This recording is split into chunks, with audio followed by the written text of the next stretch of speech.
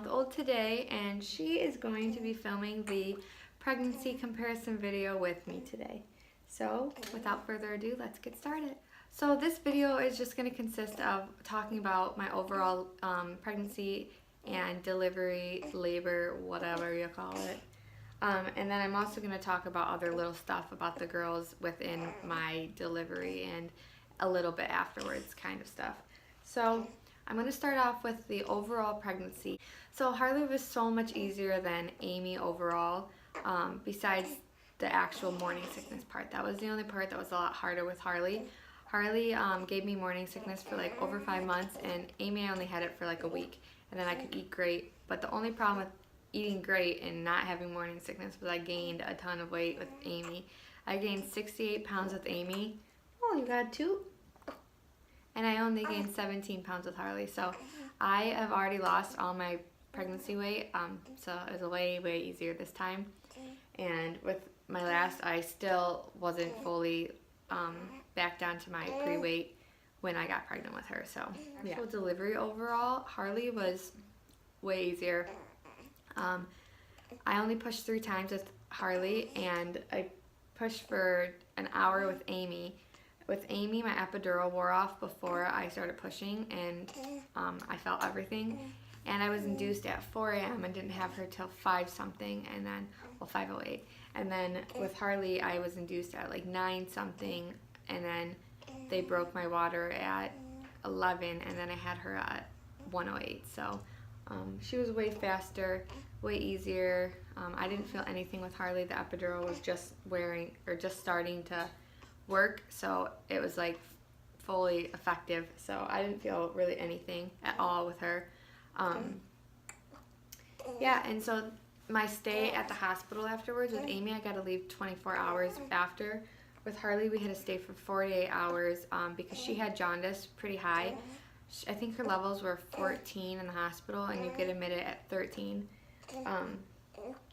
So they kept her for 1 night there, and then we went home, and then she had to go back for her blood work to make sure the jaundice wasn't coming back, or just to keep up on it. And they said that she went up to 16 point something, so she got readmitted at a different hospital in the pediatric unit. So we had to stay there for a day and a half, and then they ended up bringing her jaundice down with the Billy bed. It's like a really good light they have there, and they can like send you home with a bed, but their beds they send you home with aren't as strong as the ones they use at the hospital, so it works a lot faster at the hospital. So they just had her there for the day and a half, and it went away. Most of it went away though. It takes like a couple months for it to fully go away, but so her jaundice is now gone. And Amy had jaundice, like I said, but she was only there for a day, and then we just had to go back and get blood work every day for like a week, and she had the bed sent to us. So we ended up having just to put Amy on the bed at home where Harley was admitted for it. But they weren't far off with their levels. I delivered at 2 different hospitals, so I think the rules for the levels are different at the hospitals, I guess. So some of my cravings through my pregnancy with Amy were sushi.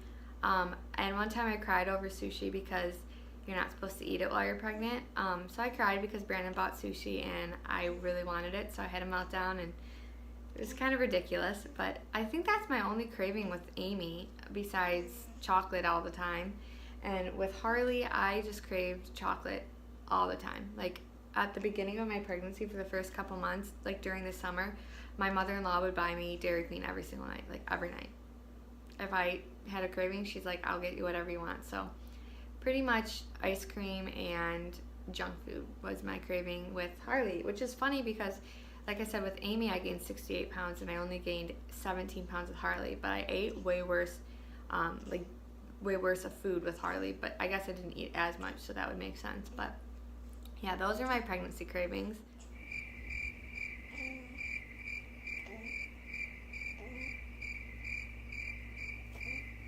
So here's a funny story. When I was getting induced, she gave me my epidural, and then when she was leaving the room, she said, if you feel any pressure, you need to call me because you can't feel pain, so you're not going to know when the baby's coming.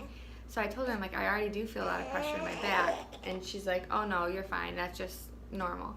So she left the room, and like 10, 15 minutes later, I called down to one of the nurses, a different nurse, and I was like, I'm in a lot of pain. Where's the button for the epidural? Because you can push a button and it pumps more epidural in. So she told me where it was, and I used it. And then my nurse came back in the room like 5 minutes after that, and she looked at me and she's like, why do you have the button out? She's like, didn't I tell you to call if you're in pain? I'm like, I told you I was in pain. I told you I was feeling a lot of pressure. So they checked my cervix again, and she's like, oh my gosh, the baby's right there.